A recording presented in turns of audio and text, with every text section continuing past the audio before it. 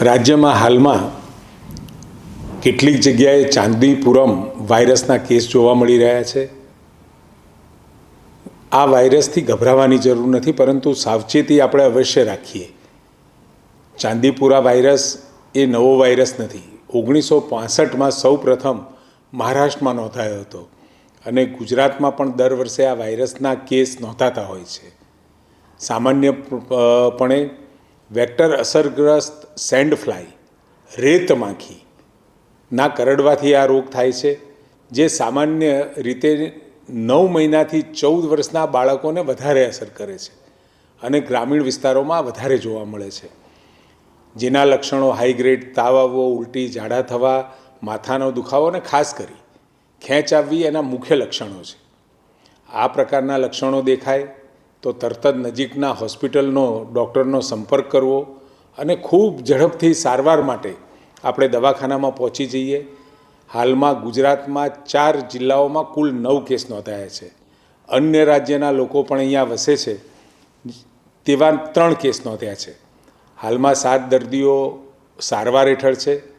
હાલમાં રાજ્યમાં આ રોગના કારણે મૃત્યુ થયા કે કેમ એ કહેવું જરા વહેલું કહેવાશે, પરંતુ પીડિયાટ્રિશિયનો માની રહ્યા છે કે આ લક્ષણો પ્રમાણે આ રોગ હોઈ શકે।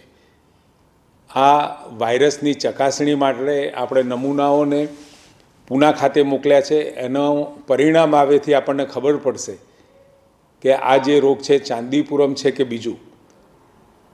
નમૂનાઓ મોકલ્યા પછી 10 થી 15 દિવસે આના રિઝલ્ટ આવતા હોય છે।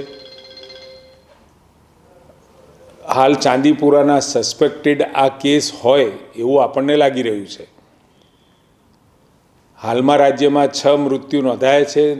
તે ચાંદીપુરમ સસ્પેક્ટેડ કહેવાય, જ્યાં સુધી કન્ફર્મ ન થાય ત્યાં સુધી।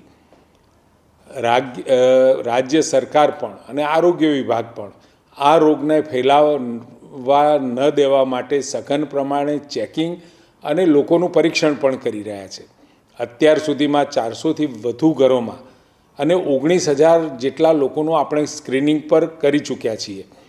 2,000થી વધુ ઘરોમાં દવાઓનો છંટકાવ પણ જ્યાં આપણને આ કેસ મળ્યા ત્યાં આપણે કરી ચૂક્યા છીએ।